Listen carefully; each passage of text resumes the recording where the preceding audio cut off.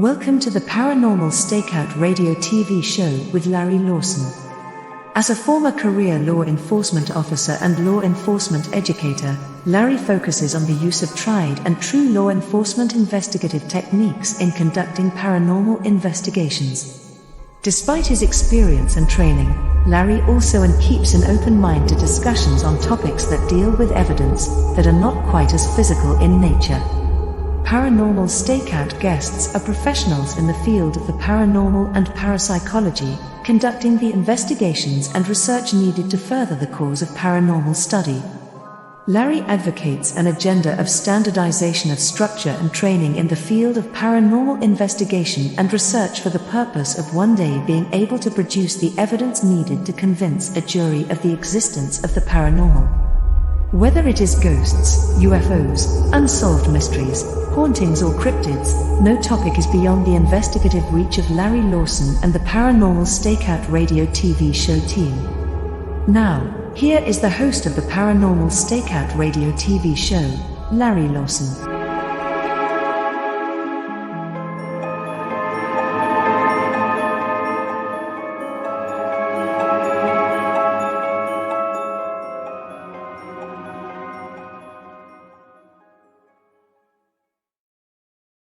And good evening, everyone. Welcome back to Paranormal Stakeout, the show where nothing is off the table, whether it be ghosts, cryptids, UFOs, or anything else unnatural or supernatural. We'll discuss it right here.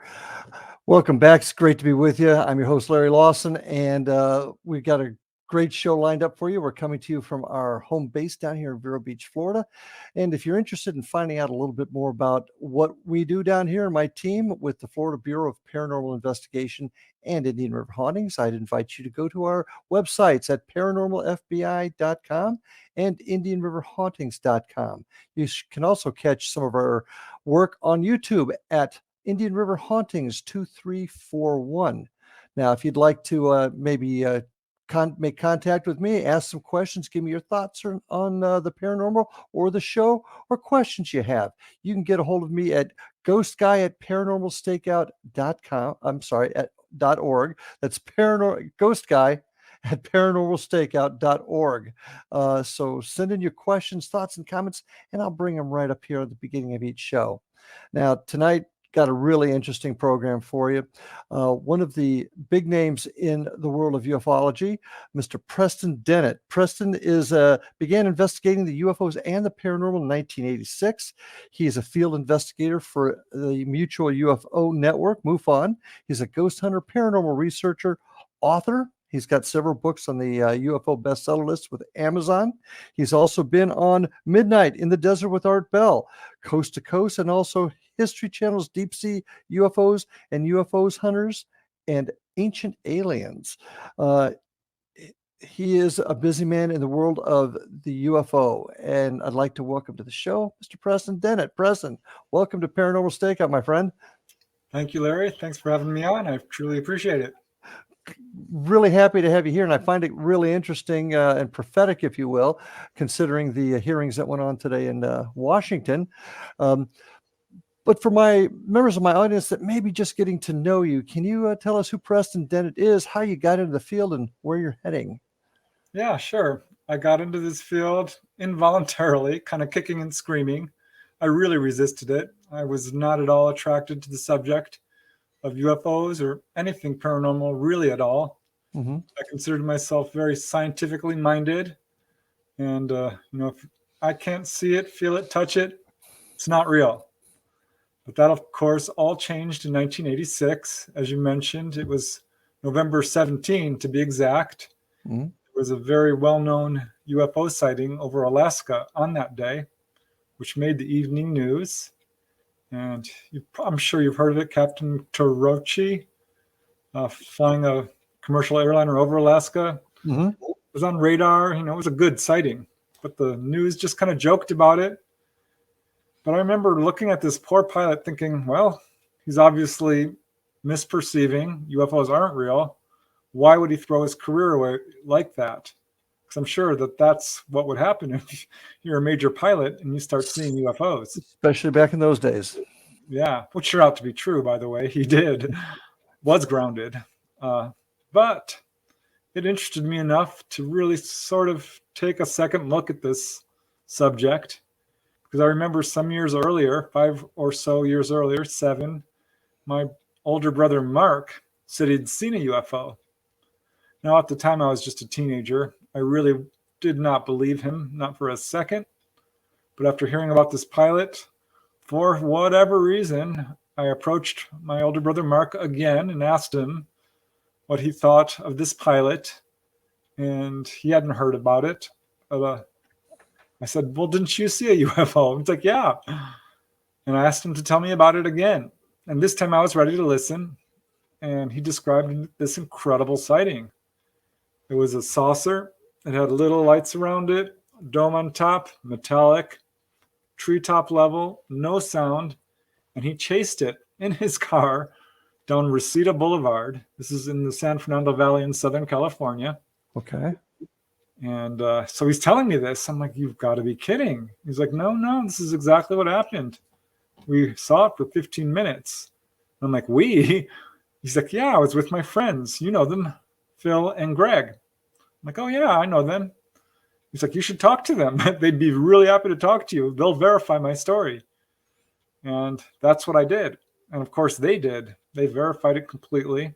There were minor variations, but they essentially said the same thing. And I'm like, wow, okay, he's not misperceiving and he's not lying. Mm-hmm. So what else could it be? Because it was clear it wasn't a helicopter or anything like this. So that's when I started asking other people.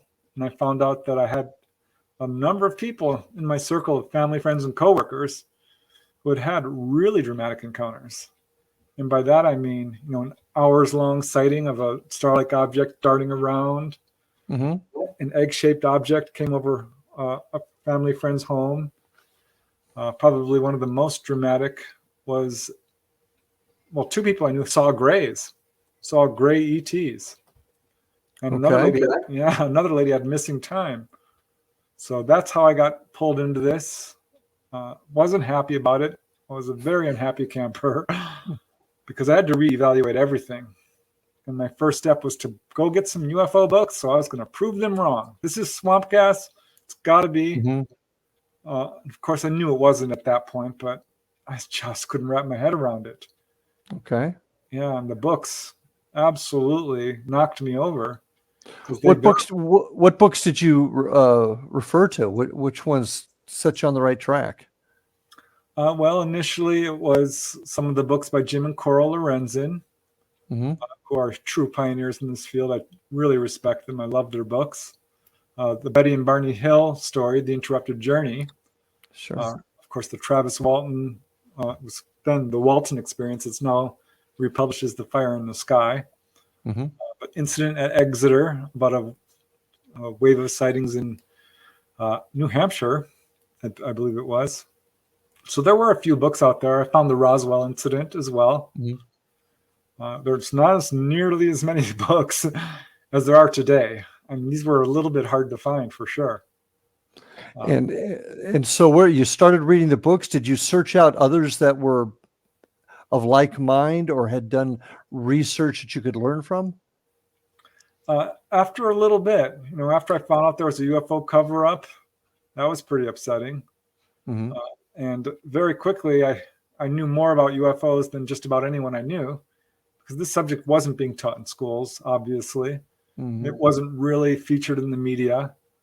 I found out about MUFON in 1987. And by 1988, I believe I had joined the Mutual UFO Network.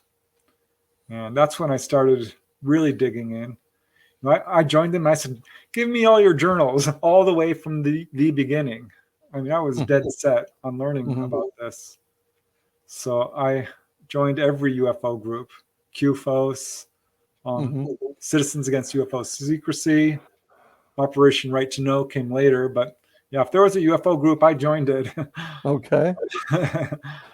So when did you start working in the field, and did you have your own experience after you were out there? Eventually, I did.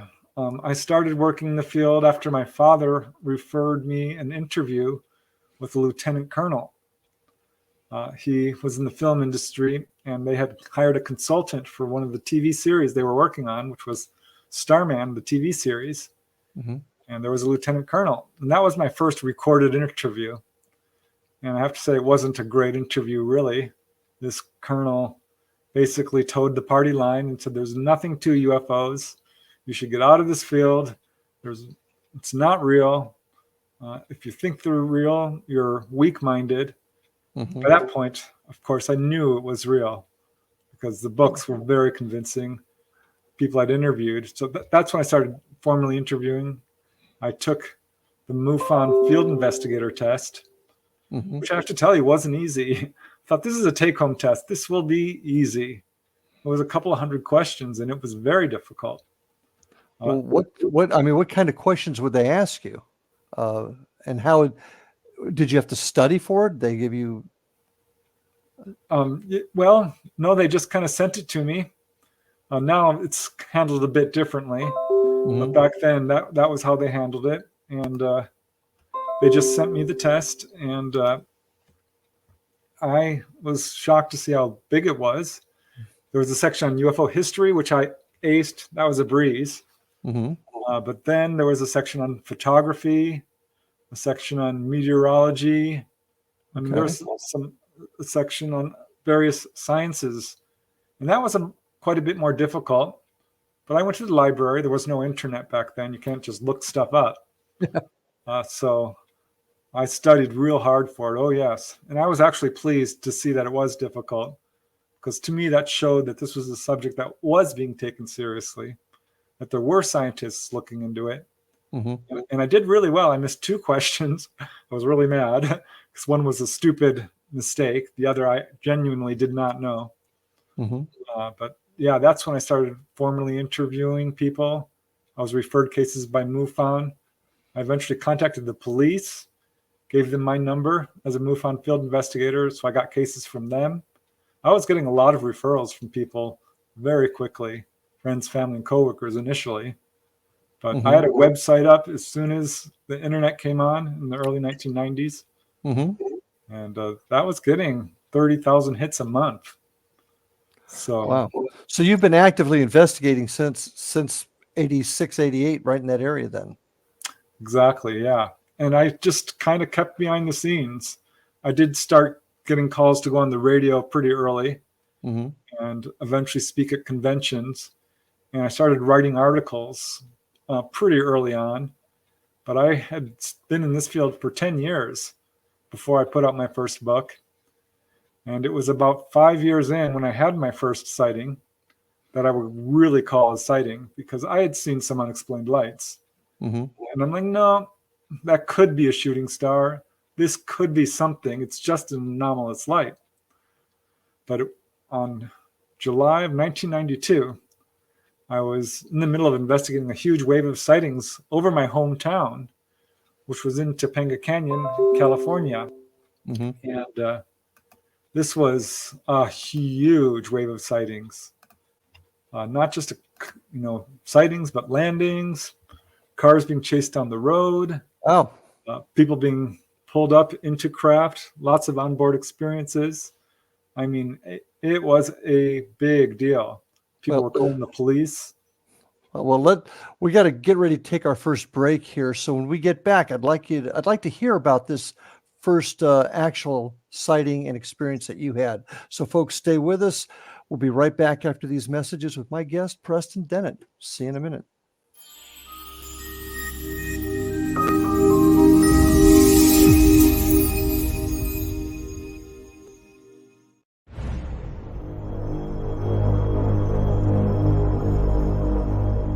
You have heard of the X Zone? Now watch it on Simul TV, plus 500 video games, live TV channels, free video on demand, worldwide, and more. Does this sound like tomorrow's television? Well, it is, but you can have it today, right now. It is Simul TV. Simul TV offers what the others only wish they could provide. 15 exclusive channels like X Zone, sci-fi, and horror. We are worldwide. No other provider offers that. 500 built-in video games. No need to have an extra expensive system. We have them included. Free video on demand. live streaming events from around the world, interactive online network, and much more. Tomorrow's TV today. Simul TV. Sound too good to be true? Well, it's not. You can have Simul TV today. Sign up at simultv.com. Do it today.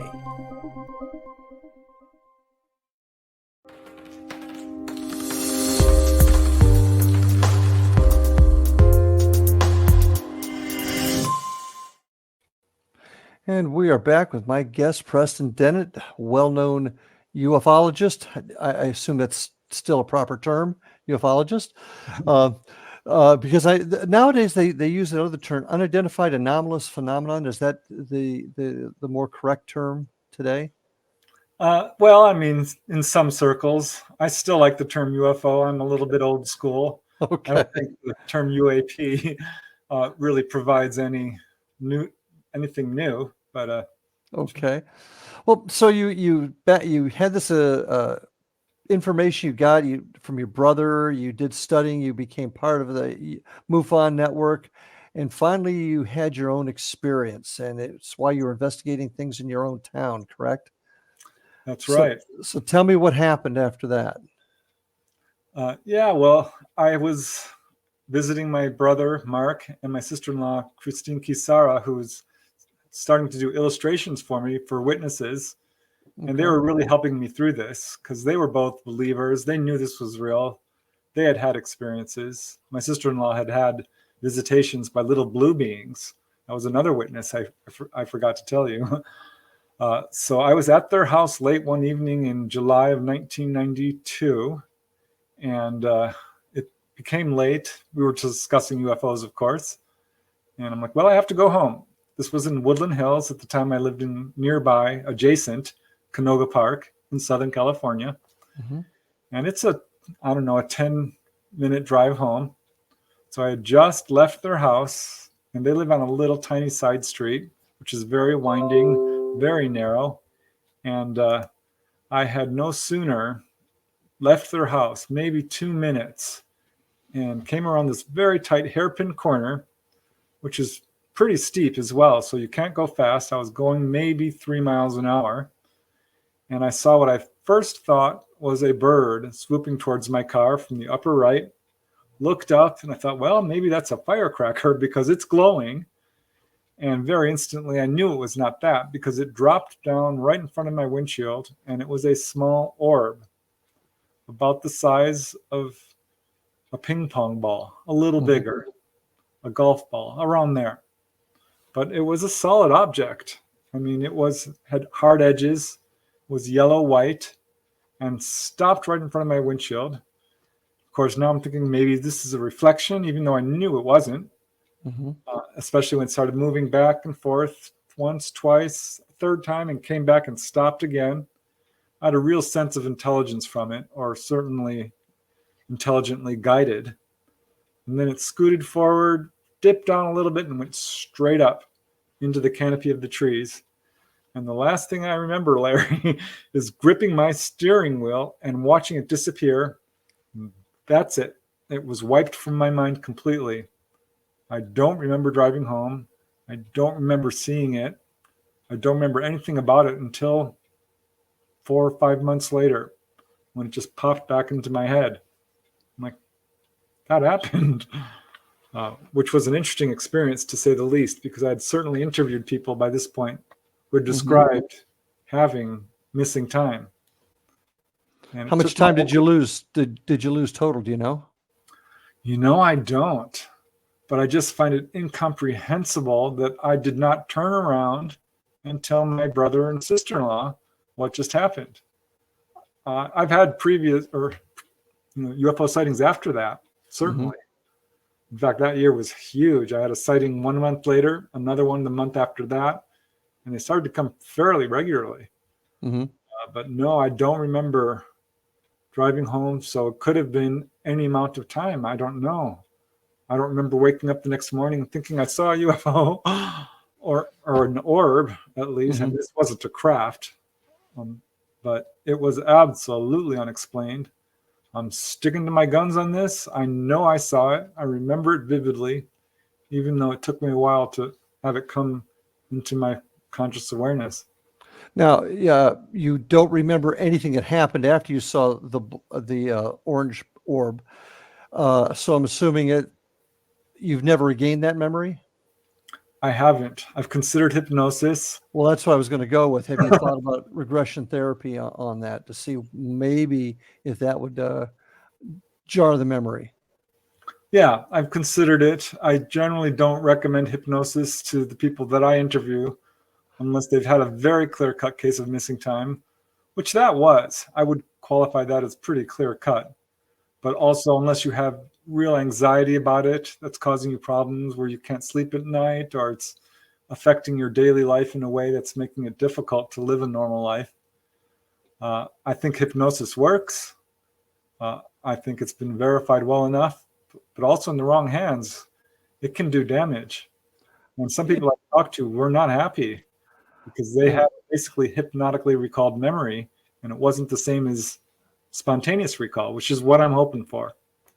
That's interesting you mentioned that. I'm going to go down this little hole here for a second, because I've had folks on the show that did regression therapy on abductees and have basically said they've had a lot of luck with it.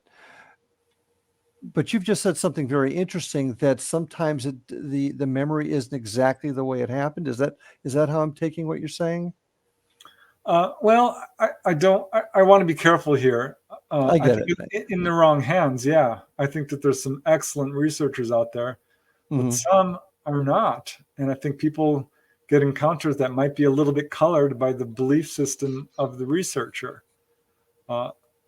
And also, if you look into the science done on hypnotic regression, it's very sketchy.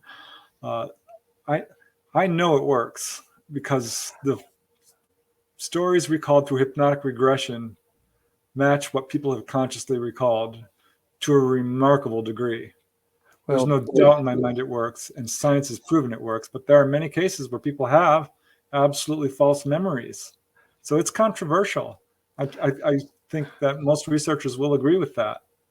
And from my angle, from law enforcement, I've been involved with the cases that I've worked that have done that. And I agree with you. It's been very, very successful. But when you say in the wrong hands, I couldn't agree with you more, because I've also seen a lot of harm that's done. Kind of, I'm getting into this a little earlier than I wanted to, but it does make me want to ask you the question about those that are trying to make something of themselves that aren't. In other words, a person that's doing that type of therapy, using it to improve their own status, or creating stories that aren't there to help them gain fame and fortune. Do you see a lot of that in your field? I wouldn't say I see a lot of it, but certainly we do see it. This field attracts all kinds of people who are in it for a buck, people who are very much a part of the fringe element, people who aren't properly educated in perhaps psychology.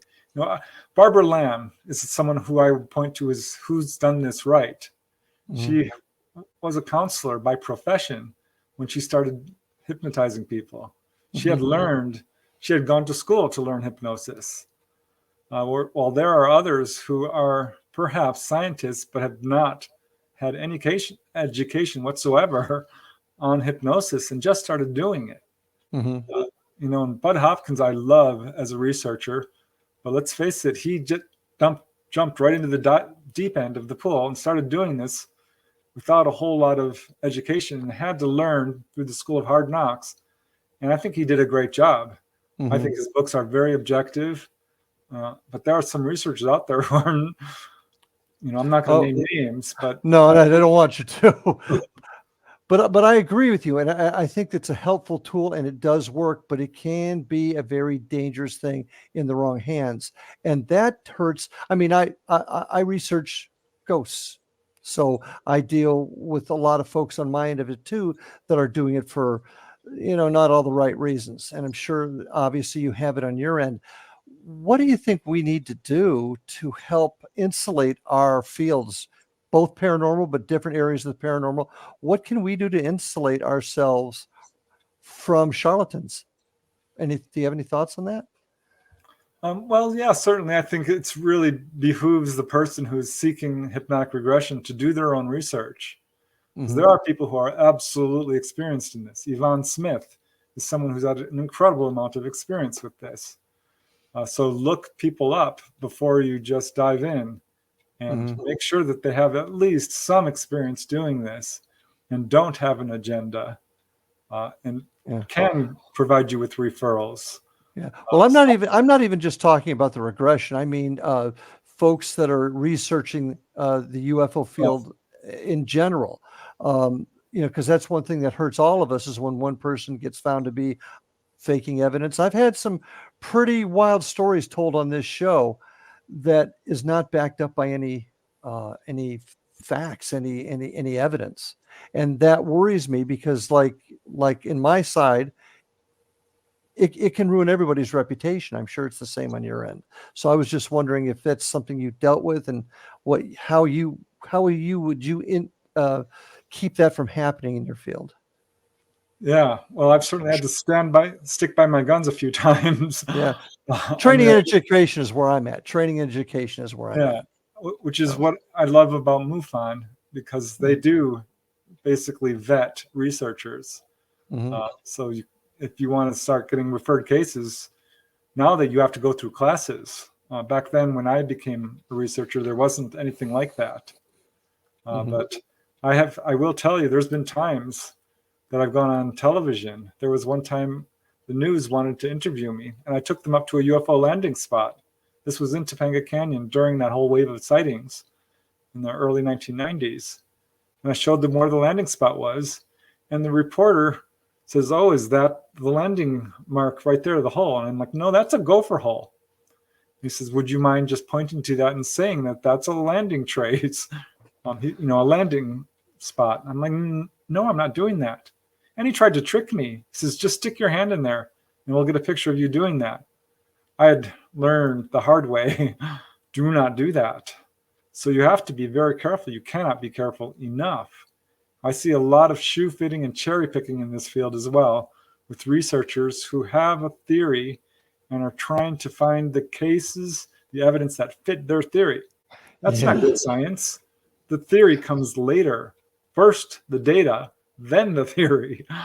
So my hat's off to you. I mean, that shows you're a man of integrity. So my hat's off to you, because that's the one thing that worries me, as I said, about this entire field, are folks that are willing to fake it for that 1 minute of fame, and it ends up hurting all of us. So excellent. Now, in a couple of minutes, we're getting ready to take our next break.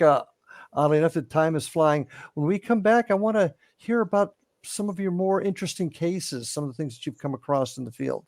So if folks, if you will stay with us, I'm with Preston Dennett tonight. We'll be back in just a minute, right after these messages. So stay tuned.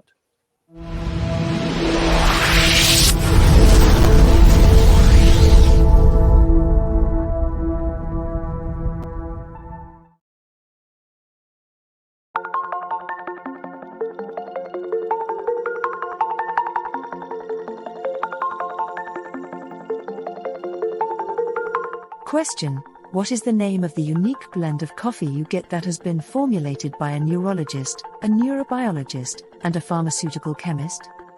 Answer: you get Beautiful Mind Coffee, a unique coffee blend that tastes great and has herbal ingredients that your brain will love, and it is not just coffee, it's brainalicious. Dr. Rathbone, Dr. Jang, and Dr. Winslow, the scientific team that created Beautiful Mind Coffee, decided to collaborate on a coffee focusing on brain health. As for those herbal ingredients found in Beautiful Mind Coffee, Dr. Rathbone, Dr. Jang, and Dr. Winslow, utilizing their combined extensive scientific research background, worked with many natural and herbal products until the exact formulation that is found in Beautiful Mind Coffee was created. With a unique scientific formula not found in any other coffee being sold or served, Beautiful Mind Coffee is the only coffee blend that contains 3 herbal ingredients found to aid in boosting your daily mental clarity and focus. Every cup of Beautiful Mind Coffee contains scientifically formulated amounts of maca root powder, green tea extract, and American ginseng, all supporting good brain health. Taking care of your brain's health now can help delay or prevent the onset of cognitive dysfunction, including dementia, Alzheimer's, and more general memory loss as you get older, just by enjoying the delicious flavor of our roasted coffee and herbal ingredients found exclusively in Beautiful Mind Coffee. Did you know that cognitive dysfunction also refers to deficits in attention, verbal and nonverbal learning, short-term and working memory, visual and auditory processing, problem solving, processing speed, and motor functioning? For more on Beautiful Mind Coffee, the 3 scientists who formulated Beautiful Mind Coffee, and more details on the 3 unique herbal ingredients in Beautiful Mind Coffee, visit www.beautifulmindcoffee.ca. Beautiful Mind Coffee is now available online at amazon.ca and amazon.com. To order Beautiful Mind Coffee, visit www.beautifulmindcoffee.ca today.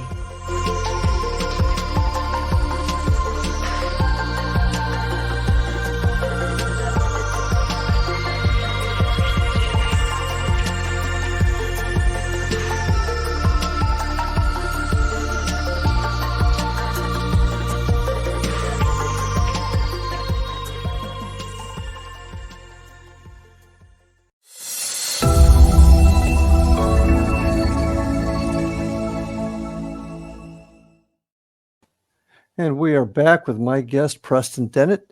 30 years you've been in this business, a long time. You obviously have a solid reputation in the field. You've done a lot of field work. Can you share with us some of the things that you've experienced out there, either from your own experience or from investigating and interviewing other witnesses? Well, that's a pretty open-ended question. It is. Gives you a wide field of to work in there.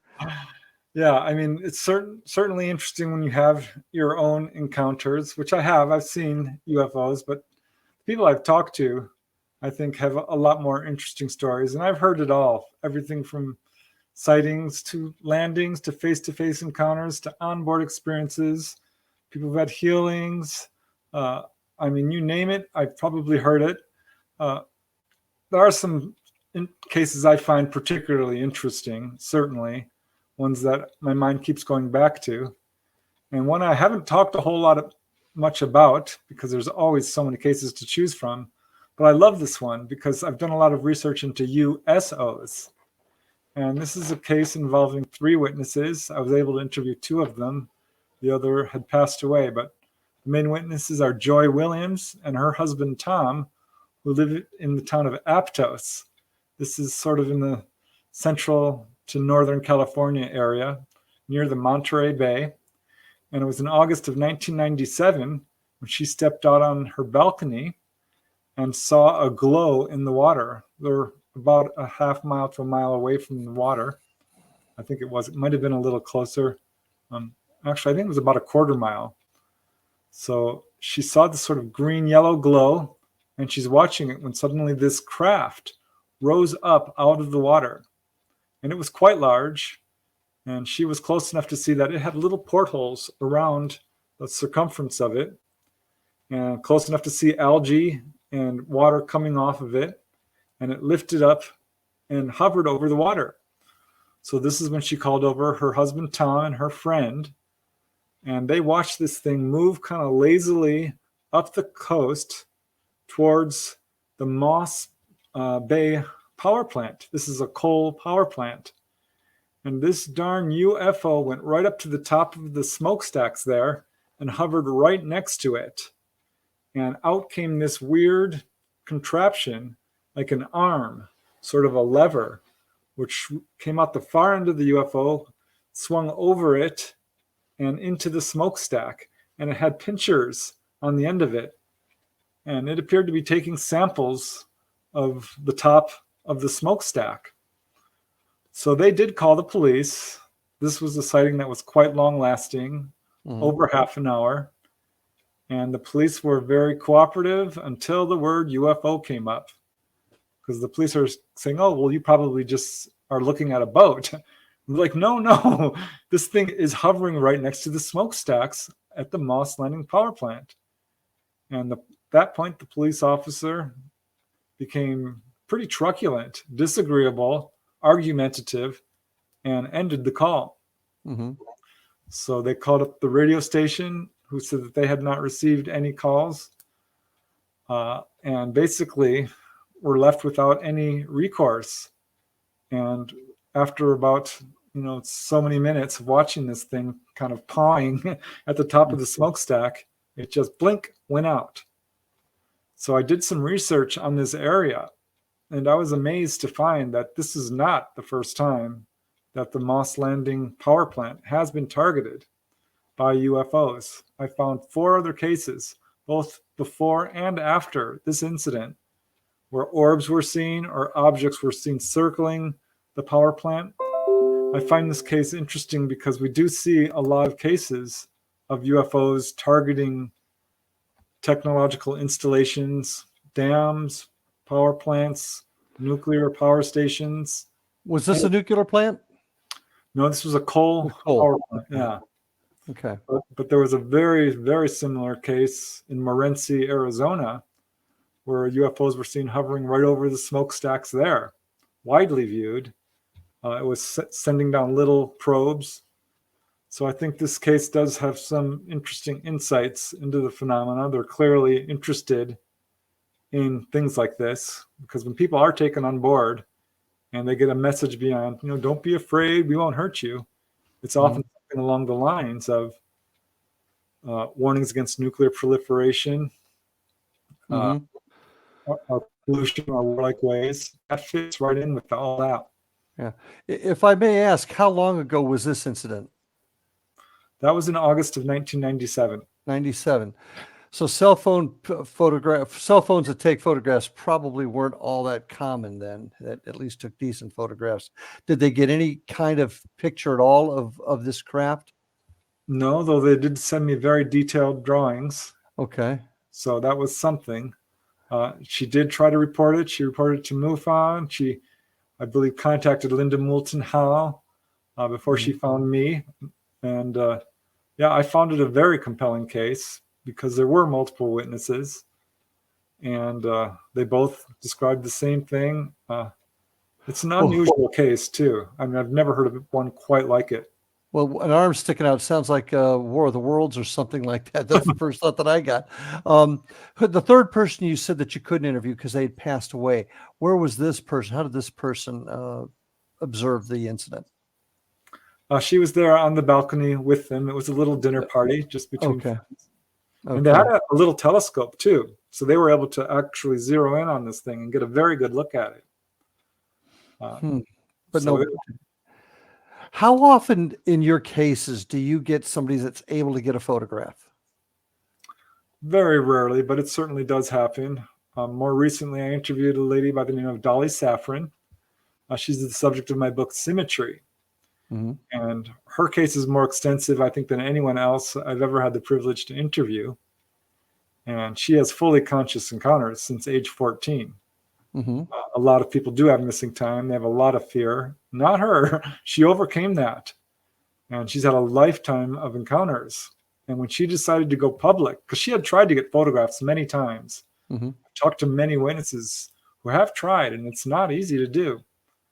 But when she decided that she was going to go public, she asked her contacts, which are Greys mostly, if they would allow her to photograph them. And they said yes. And this is when she started getting some really remarkable photographic evidence. And not just photos, but videos as well. And I was able to put some of them in the book. Obviously, the videos you can't. But we've done some interviews where she's played this footage. And she has of course, a YouTube channel where she's put some of this out. And it's really remarkable footage. I mean, it's some of the better footage I've seen that's out there. Wow. That is because so often we hear the stories, but we just don't see a lot of evidence. Obviously, there's not a lot of trace evidence, but photographs comes to mind. Now, kind of switching gears a little bit and getting to the hearings and all the press that UFOs are getting these days. With the government now being looks like trying to be more open. Do you see us being able to collect more evidence or get the opportunity to collect things that can prove or even disprove this exists? I don't think we're going to have any luck disproving it because Okay. just to be fair, I mean, I think that the evidence is fairly conclusive at this point that this is a real phenomena. I'm very much encouraged that this is opening this field up to a lot of new people who had not taken it seriously or had refused to look at it or who were skeptical for whatever reason. Mm-hmm. And now just the fact that we have members of Congress talking about it in a way that's absolutely taking it seriously. Mm-hmm. I mean, these hearings, which were, today, are historic in the fact that this is really the first time members of Congress, sitting members of Congress, have heard reports from whistleblowers talking specifically about the possibility that our own government or factions of it have ET hardware, craft, and bodies. That's never happened before. We've had prior congressional hearings, but they were about sightings mostly. These were scientists, James McDonald, Jalen Hynek, people like that who are UFO researchers. So this was a little different from anything we've ever seen before. So that's pretty exciting. And we had two pilots on there. One of them was one of the pilots that observed the Tic Tacs back a number of years ago. But when do you think we're going to actually start seeing evidence presented to the public? And like, for example, the lady you just spoke about that got the videos after years and years of contact with the graves. When will the public see those videos and have a chance to vet those? Do you think the government's going to start letting out evidence so that we can all see? Because right now it's just words. And like I said, my investigation research into ghosts, I get it. I get the criticisms and all the shots. But it sounds like we've got something very tangible here. When do you think we're going to see it? Yeah, well, we're starting to see some films, the Tic Tac footage, the gimbal footage, little bits and pieces, which are largely leaked. These are not necessarily officially sanctioned. And I think at this point, we will see probably some more films. We may even see a piece of metal. I think they are going to dribble this out in a very controlled way. I don't honestly think we're going to have full truth and transparency ever, because we certainly aren't getting it now. Because if you look at this subject, it's clear that there are more than just the 3 whistleblowers who were presented today. There's hundreds upon hundreds upon hundreds, and it's been going on for a very long time. And we're not getting any real movement in terms of evidence being presented that I think, if you do your research, we have. The Roswell incident happened, and that's something more than just a mogul balloon. I don't buy that explanation for a second. So I think they have the hardware. I think they have the bodies. I think they have much better footage than they're releasing. So I'm having been in this field for so long, disclosure was always rumored to be on the horizon and it never happened. It's not happening now. These were hearings. It was all talk, no action yet. I want some action. And that's kind of where I'm going, because what we heard today was, and I personally found the one pilot, the retired commander, I found him very credible. And we've seen his videos, but the time is coming where if it's out there, we need to see it. And hopefully that will be soon. And actually, we're about ready to take our last break. When we get back, would like to talk with you, Preston, about your theories of space travel and how you think they get here and your thoughts on that. So folks, stay with us for our last segment here. We'll be back right after these messages with Preston Dennett.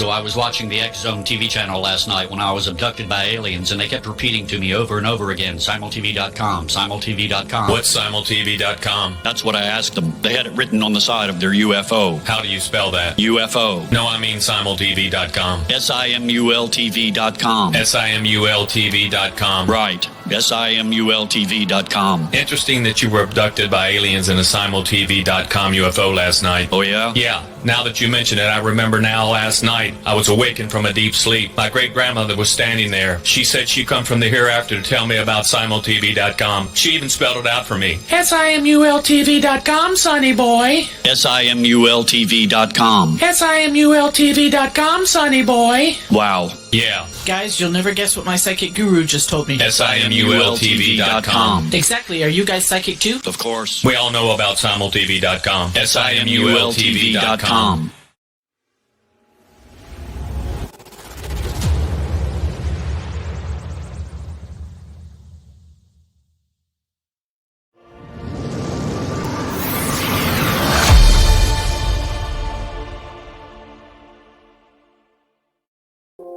And welcome back, folks, with my guest tonight, Preston Dennett. Want to remind everybody, if you want to find out a little bit more about what my team and I do, check us out at paranormalfbi.com or indianriverhauntings.com. You can also check out our YouTube channel at Indian River Hauntings 2341.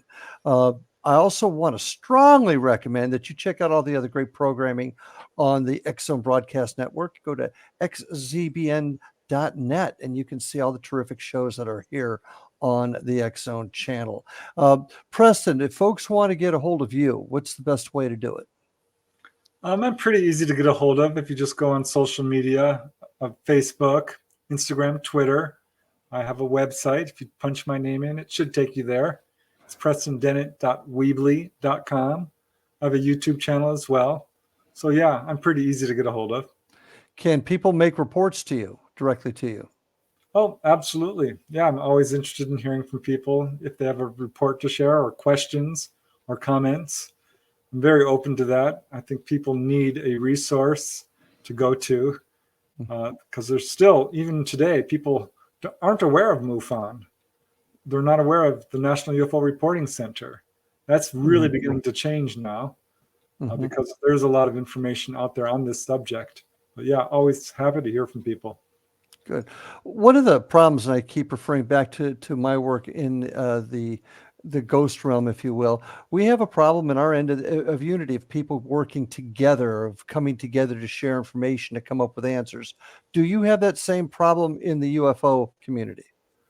Yeah, absolutely. I think this is true with all fields of science and study. There's a lot of politics. There's infighting. There's a lot of attention getters. There's flat out hoaxing. And so it's a real problem. I would love it if we could come to consensus on at least some things. I understand that people have their own theories about how to explain various phenomena, but there's no reason that we can't all get together and share the information that we've learned. I've tried really hard to put out all my information. I'm an open book. Even if you don't want to say buy books, I put out all my information for free on YouTube.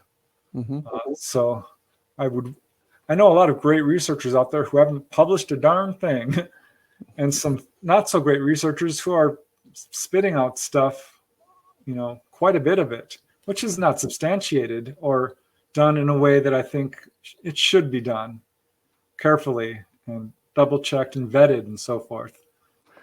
So yeah, I would love if we could all come together with some sort of consensus.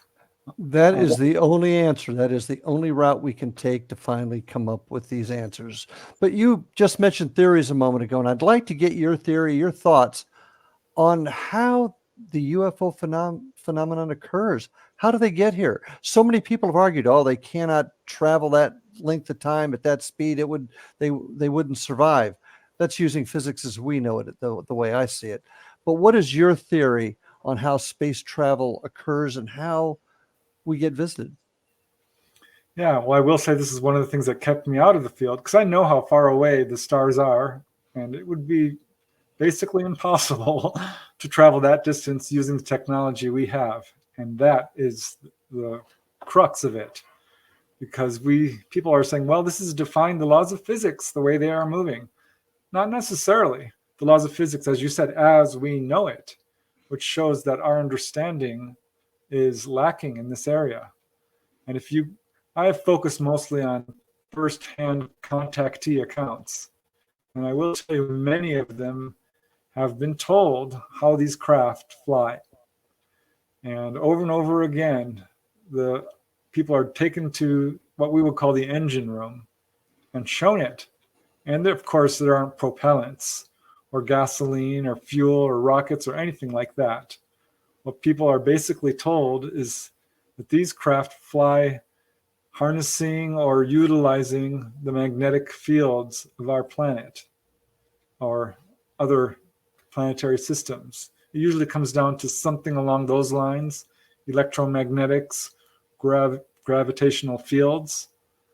And a lot of people don't really have the scientific training to fully comprehend what they're being told.